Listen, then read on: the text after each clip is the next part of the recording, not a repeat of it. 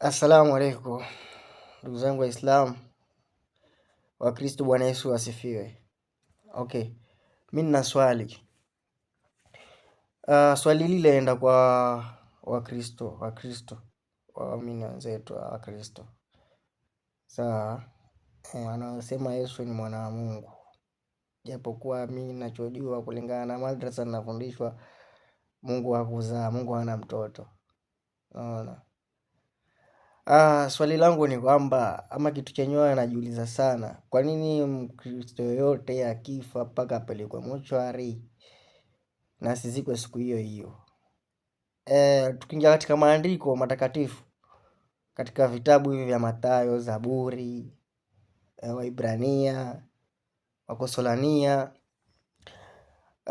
Yesu alipokufa alizikwa siku hiyo hiyo, kama nakumbuka vizuri sana. Mimi Biblia pia ninaisoma, Qur'ani ninazisoma, alhamdulillah.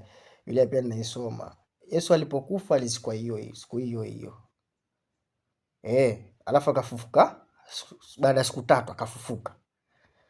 Lakini cha kushangaza, sijui Mkristo akipelekwa kule mochari wanatarajia afufuke ama ni vipi? Kwa sababu katika kitabu chetu sisi cha Kiislamu ambayo ni Qur'an. Qur'an sisi tunajua ni mtu akifa haekwi. Atakana ashughulikiwe, aoshwe, azikwe siku hiyo hiyo, mara hiyo hiyo. Sisi halale kwa ajili gani? Kwa faida gani? Lakini Wakristo anapelekwa mochari wiki moja.